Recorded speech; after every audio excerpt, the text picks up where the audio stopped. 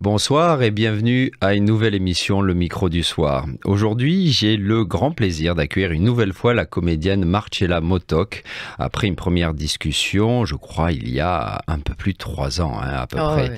Ouais. Et chères auditrices, chers auditeurs, vous aurez compris qu'au Micro du Soir, nous aimons reprendre des nouvelles de personnalités interviewées précédemment, d'autant plus après une période relativement longue. Nous avons donc voulu inviter Marcella Motok à nouveau, aussi parce qu'elle a une actualité, une pièce dont elle est la protagoniste principale et qui se joue en français à Bucarest. Par ailleurs, nous allons parler de sa vie en tant que comédienne et de son regard sur d'autres choses. Marcella Motok, bonsoir. Bonsoir. Merci d'être... Merci pour m'inviter.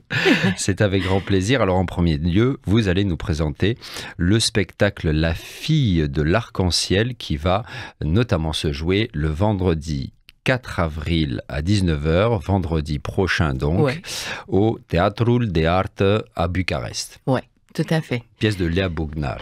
Une pièce de Léa Bougnard, c'est un one-woman show.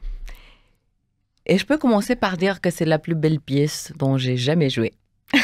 D'accord. Je pense que ça me va aussi, le fait que je sois seule sur scène. Pendant combien de temps? Un peu plus d'une heure, non? Un peu plus d'une heure, oui, à peu près une heure, c'est ça. Mais les gens disent que c'est difficile d'être seul sur scène, et je pense que ce l'est, mais quand même, cette pièce se fout ce qui m'a apporté de nouveau sur scène. Parce que j'avais arrêté pendant 11 ans de jouer le théâtre. Et donc, quand j'ai trouvé cette pièce et j'ai lu ce que Lia avait écrit, il était quelque chose d'impossible de ne pas jouer dans cette pièce-là. Et je pense que je l'ai convaincue. D'accord. Donc, c'est la première pièce après 11 ans? Oui. Plus ou moins, parce qu'on avait joué toujours avec Lia dans 2 pièces de théâtre. On va parler peut-être de ça un peu plus tard. Toujours en français et en France. Et ça m'a redonné un tout petit peu l'envie de retourner sur scène. Mais avec cette pièce-là, oui, c'était carrément mon retour. Mais pour être clair et pour que les gens comprennent, parce que peut-être pas tout le monde le sait évidemment, j'ai quitté la Roumanie en 2003 et je suis retournée en 2014. On va en parler un petit peu plus en avant, oui. Je suis allée en France parce que je suis tombée amoureuse et donc j'ai été mariée en Français. C'est pour ça donc que j'ai quitté la scène. Mais voilà, je suis retournée à mon premier amour. Mais pour répondre à ta question, cette pièce, il s'agit d'une fille qui travaille dans un cinéma. Mais son boulot n'est pas ce que vous pensez. Elle se vend sur la dernière rangée du cinéma Arc-en-Ciel. Et elle est tellement pauvre qu'elle chante dans la rue pour gagner sa vie. Et tout au long du monologue, on apprend comment ça se fait qu'elle est arrivée là, qu'est-ce que ça lui est arrivé quand elle était petite, quand elle était plus jeune, et comment ça se fait que sa vie l'a amenée là. Mais elle regarde tout avec beaucoup d'humour, avec beaucoup de tendresse. Et elle chante aussi. Et vous chantez sur scène? Et je chante sur scène, et j'adore ça. Très bien. Donc, pour celles et ceux qui seraient intéressés, il est tout à fait temps de prendre des places. Comment, information pratique pour information pratique, il y a un événement qui est fait sur Facebook ou sur le site de Teatrul de Arte București, Théâtre de l'Art. Et les billets se trouvent sur le site du théâtre. Voilà, bonne question, parce que je ne sais pas si elles sont sur les sites habituels où tu peux acheter les billets. Mais de toute façon, sur le site de théâtre, Teatrul de Arte București, on trouve... ou on peut faire tout simplement une réservation au téléphone. D'accord, oui. Pour le 4 avril. C'est un théâtre qui se trouve, si je ne me trompe pas, à côté de Piața Sfântul Ștefan, non? C'est ça? Oui, c'est exactement ça. C'est la rue Sfântul Ștefan, numéro 21. D'accord, c'est le quartier arménien, vous diriez, ou plutôt près. Près, hein? Oui. Voilà, d'accord. Ouais. C'est à côté de... oui, c'est sur, je crois... Il y a une école italienne, pas française, qui est juste à côté, si elle est toujours là. Voilà, on va laisser les auditrices auditeurs trouver ça. Alors, auparavant, j'ai lu dans les informations que vous m'avez envoyées que vous avez joué plusieurs pièces de Lia Bugnar qui ont notamment été présentées en France. Comment décrirez-vous cette collaboration? Qu'est-ce qui vous unit? Je pense que c'est l'admiration, je pense. C'est l'admiration, l'amour que j'ai pour Lia. Mm-hmm. Je ne peux pas parler de sa part, mais moi, je l'admire beaucoup et je pense que son écriture est très émouvante, est très actuelle et aussi aide l'acteur. Parce qu'elle est comédienne à la base, la manière dont elle écrit donne énormément à jouer à celui qui interprète ce qu'elle a écrit. Et vu que j'ai le privilège d'interpréter toute seule tout ce qu'elle a écrit, dans ce monologue, je pense que je suis privilégiée. Donc je l'admire et je l'aime beaucoup. Et vous vous rejoignez dans les thématiques aussi, j'imagine? Oui, je crois, parfois. J'ai la chance de jouer aussi dans une autre comédie qui s'appelle Peretele, le mur, qu'on joue rarement parce que on est 9 acteurs sur scène et c'est difficile de la programmer malgré le fait qu'on ait une double distribution. Et pour revenir aussi à ce que je disais auparavant, j'avais joué dans 2 autres pièces écrites par Lia Bugnar quand j'étais en France. J'ai pensé que j'avais quitté la scène et que je suis tranquille dans une meilleure vie en France, la petite princesse qui voyage beaucoup parce que j'ai la chance de voyager aussi. Donc en France, excusez-moi, je vous interromps, oui. Vous n'avez pas joué Je n'avais pas vraiment, je pense que pour 4 ou 5 ans, je n'ai pas du tout joué. J'ai pensé avoir fait la paix avec, je disais parfois, oui, je ne suis plus comédienne. Et il y avait des gens qui me disaient, mais pourquoi tu dis ça? Tu l'es toujours. Hein? Pourquoi tu dis ça? Mais je pense qu'il y avait aussi une frustration derrière là qui me faisait dire, non, si je joue plus, ça veut dire que je suis plus comédienne. Mais si, je l'étais. Et j'ai retrouvé la comédienne en moi, toujours grâce à Lia, qui m'a envoyé 2 textes en me disant, voilà, il faut que je joue en français, en France, pour un festival. Il s'agit que de 2 jours où on peut jouer, à Marseille, mais je n'ai pas de comédien qui joue en français. Et pour une des pièces, j'ai joué avec elle, et l'autre avec un garçon, Daniel Popa, il s'appelle, qui a appris le texte en français. Lia l'avait appris en français sans parler français. Alors, ça, c'était la plus bizarre des choses qui nous est arrivée. Elle m'aidait dans l'interprétation et moi, je l'aidais pour l'accent et tout. Et donc, on a joué en français et ça m'a vraiment ouvert l'envie et le désir de retourner sur scène. Mais il a duré encore 5 ans avant que je retrouve ce texte et que je me dis, allez, je me jette tout simplement la tête devant et je vais faire cette pièce de théâtre. Alors, ce que vous dites me permet d'enchaîner sur mon autre question. Oui.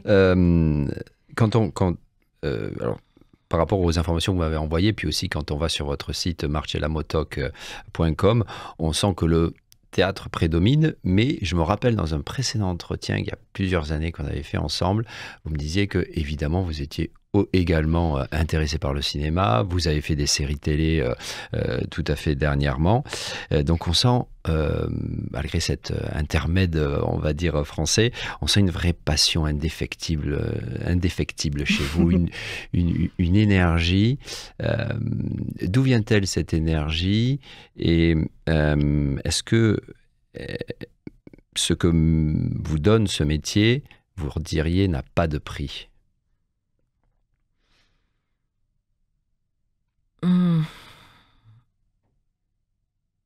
C'est pas le bon mot, mais il y a une sorte de satisfaction qu'on ne retrouve pas ailleurs.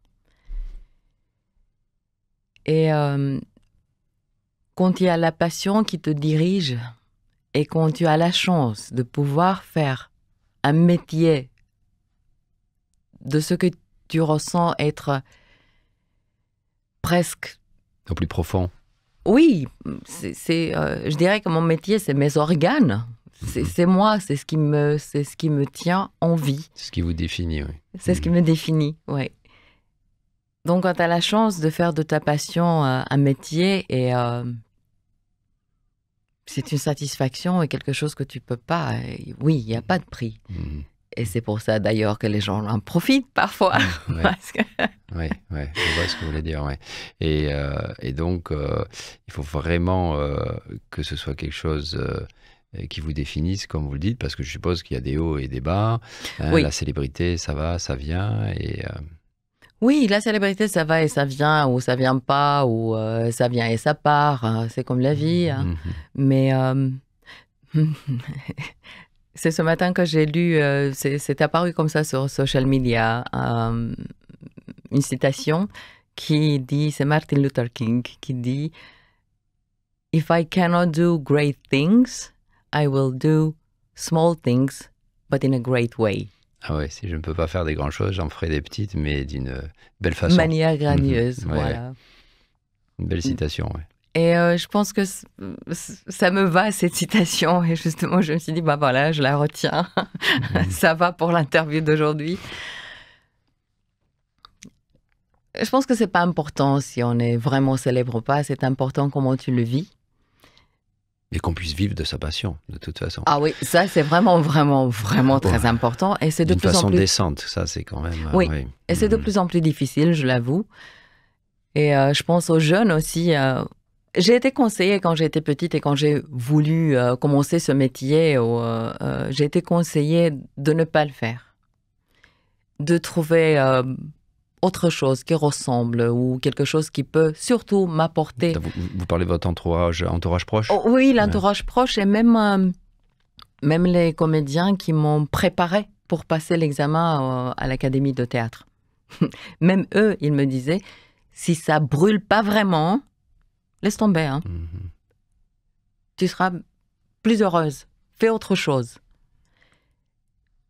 Je pense que c'est aussi un test, si tu veux, parce que moi, je dis la même chose aux jeunes qui veulent commencer ce métier. Il y en a plein. Hein. Il y a une inflation des gens. Les moyens sont de plus en plus difficiles de te faire connaître, d'arriver, d'avoir des projets. Ça marchera plus longtemps avec les théâtres qui emploient les acteurs. On a encore ce système et c'est mauvais. Parce qu'il y a des gens qui sont là pour une vie, mais il y a des gens qui peut-être ils font rien dans le théâtre, ils sont juste là et la loi ne permet pas de changer. Donc il faut avoir un théâtre avec des projets où tu peux tourner et employer des nouveaux gens et puis il y a un nouveau souffle et je pense que c'est plus correct aussi. Mais bon, je disais, je conseille ça aussi aux jeunes et parfois il y en a qui laissent tomber parce que ils se rendent compte que si oui. Ça brûle pas vraiment, c'est pas... Ce que vous dites me rappelle ce que j'ai pu entendre un peu plus jeune de la part de journalistes expérimentés qui disaient la même chose. Vous savez, ce métier est très compliqué. Ah oui. Est-ce que vous êtes sûr? Oui, exactement. Exactement. Un petit peu, oui. J'ai vécu un peu la même chose. Mais quand on a la passion, comme vous dites, on le fait malgré tout. Alors, Marcella Motok, cela ne vous concerne pas encore, mais comment abordez-vous la question de l'âge? Beaucoup d'actrices sont mises de côté après un certain âge, et d'acteurs, mais quand même plutôt les actrices et comédiennes, alors qu'elles peuvent tout à fait crever l'écran. Et là, je pense, je ne sais pas si vous serez d'accord avec moi, mais à Emilia Dobrin, que j'ai trouvé absolument magnifique dans le film Anulno Karenafos de Bogdan Mureșanu. Ah, je suis heureuse que tu l'as mentionné. J'adore Emilia Dobrin et très bien. Son rôle était magnifique, ce qu'elle a fait dans ce film et le film d'ailleurs. Oui. Oh là là, je pense que c'est le meilleur film dernièrement que j'ai vu dernièrement. et du coup a été très appréciée. Oh là là. Et je l'ai trouvée magnifique, non seulement dans ce rôle, mais aussi en tant que femme. Elle était vraiment belle. Oui. Je pense qu'elle a atteint un certain âge maintenant, enfin un certain âge, je ne sais pas, bien 70 ans, je pense, non, peut-être. Ouais. Je ne sais plus quel âge elle est. Oui, je ne sais. Mais enfin, elle joue la mère d'un des protagonistes. Ouais. Elle est magnifique. Et vraiment, elle est magnifique. J'aimerais arriver à son âge et être aussi belle et appréciée comme elle est. Il est vrai que on dit toujours, et il est vrai aussi pour les comédiennes, c'est plus difficile parce que toujours les rôles pour les femmes d'un certain âge sont rares ou pas importantes. Donc, j'ai une stratégie. Je joue pour les jeunes metteurs en scène qui sont toujours étudiants, notamment pour Larissa Popa, qui m'a demandé de jouer dans son projet final à l'université de théâtre, dans une pièce de théâtre qui s'appelle Tom à la ferme. Et donc, j'ai dit oui. Je joue la mère, bien évidemment. Et je me suis dit, déjà,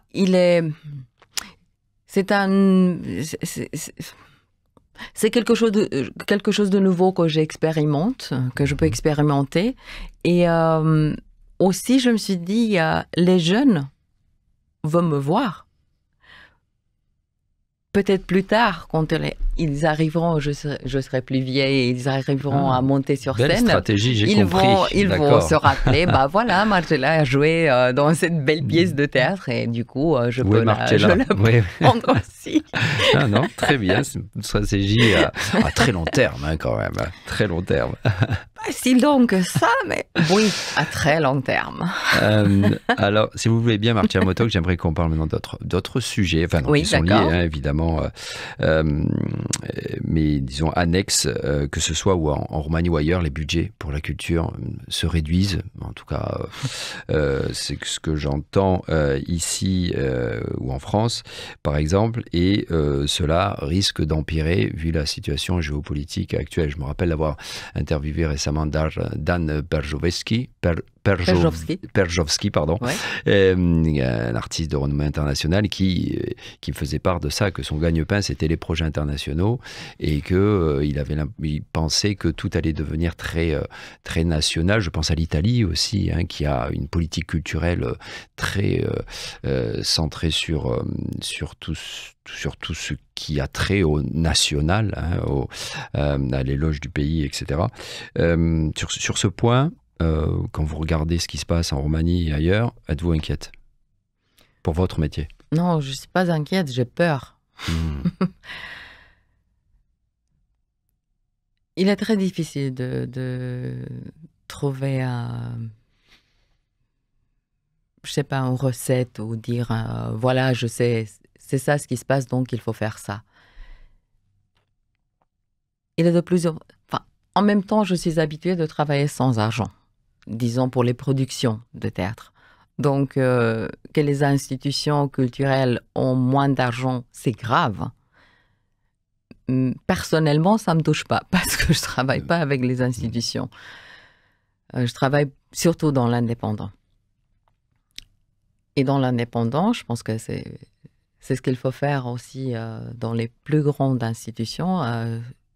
Il va falloir être plus ingénieux et plus trouver des solutions là où il n'y en a pas. Mais ce qui est sûr, c'est que dans le théâtre indépendant, avec très très peu de moyens, on arrive à faire de très très belles choses. Ce qui est dommage, c'est que l'information de ces très belles bijoux qu'on crée arrive ou pas que le public les connaisse. Parce que le public a toujours la tendance d'aller dans les grands théâtres, au théâtre national. Mais je pense que le niveau a un peu baissé. Et les pièces de théâtre qu'on voit avec des grands noms, dans les grands théâtres, avec des grandes salles, ils n'ont pas le niveau que parfois nous, on a dans nos petits théâtres indépendants. Et c'est dommage. Ce que vous me dites, ça me fait penser à ce qui se passe, enfin ce que je vois, ce que j'observe à Bucarest, mais j'imagine que ça s'observe également dans d'autres villes de Roumanie. Il y a quinzaine d'années, on va dire. Personnellement, je ne voyais pas une société civile. Enfin, il y avait énormément d'émigration. C'est toujours un pays d'émigration, la Roumanie. Mais ce que je vois, c'est, vous allez me dire si vous le ressentez également, c'est qu'il y a une société civile et notamment des Roumains, des Roumaines, voilà, trentaine, quarantaine, qui ne pensent plus nécessairement à s'expatrier, qui ont un bon niveau culturel, on va dire, qui aiment le théâtre. Et il y a je ne sais pas si on peut parler d'ébullition, mais en tout cas, il y a une présence. C'est une ville où, alors il y a le public dont vous parlez, qui va dans les grands spectacles et les grandes institutions, mais je ressens quand même une ville, Bucarest, et j'imagine que ça vaut aussi pour d'autres villes de Roumanie, où il y a des spectateurs, des spectatrices qui ont besoin, qui ont envie de la culture que vous proposez. Est-ce que je me trompe ou est-ce que vous le ressentez également? Non, je le ressens également. Et il y a surtout un public qui fonctionne d'après la règle de bouche à l'oreille. Et c'est très bien que ça fonctionne encore. Et pour le mouvement civique, oui. Et j'avoue même qu'en participant... Sinon, vous ne resteriez pas de toute façon, s'il n'y avait pas cette présence-là. Exactement, oui. Et je pense que c'est plus ou moins le même public qui arrive au théâtre que je retrouve parfois dans les places, la place de Piazza Vittoria, quand on se retrouve parfois pour les manifestations, disons. Je reconnais des gens que je retrouve en public aussi. Très bien. Ouais. Et puis dans certains lieux où vous allez, certains lieux où vous allez à Bucarest, peut-être prendre un café ou. Je sors très rarement. Mais toutefois, est-ce que vous diriez que, excusez-moi, je parle beaucoup de Bucarest, mais c'est une ville que j'aime beaucoup. Est-ce que vous diriez que cette ville est, au-delà de votre lieu de résidence, votre ville de cœur aujourd'hui? Vous avez du mal à le dire quand même. Non, j'ai pas de mal à le dire, mais je suis très à la maison ici. D'accord. J'ai choisi de retourner à Bucarest et j'ai choisi surtout, d'abord pour mon métier et deuxièmement pour mes parents et sûrement ma mère parce que c'est la seule de ma famille qui me reste. Il aurait été difficile de la déraciner pour l'amener en France. Et pour moi aussi, il est plus facile de faire mon métier ici, dans ma langue natale. Quoique, voilà, je joue en français maintenant aussi. Mais la ville que j'aime le plus au monde, c'est Paris. Ah, c'est Paris. Je suis amoureuse de Paris et je pense que je vais le rester toute ma vie. Si de même vous aviez la possibilité et que tout s'agençait correctement, vous iriez vivre à Paris éventuellement? Je ne sais pas si vivre à Paris, mais de toute façon, je retourne là-bas assez souvent. Ah oui. J'ai gardé le contact avec mon ex-mari, j'ai gardé le contact avec mes ex-beaux-parents. Donc oui, je retourne parfois et ça me fait super, super plaisir. Et d'autres endroits en France que vous appréciez particulièrement? Parce que vous connaissez, plus que Paris, non. Si, j'adore, mais j'ai voyagé plus autour du monde que en France même. Oui, d'accord. Et à Paris, qu'est-ce que vous aimez? La glace de pamplemousse. C'est bizarre de le dire, mais il y a un endroit, Bertillon, qui est juste derrière Notre-Dame, où on trouve la glace au pamplemousse. Eh bien, c'est mon endroit préféré. Et un autre endroit préféré, c'est Montmartre. Je peux me balader dans ce quartier pendant des siècles, je crois. On ne trouve pas de glace au pamplemousse en Roumanie? Non. Non, ça existe pas. bizarrement, non, non. Mhm. Il faut acheter la franchise, on va devenir riche.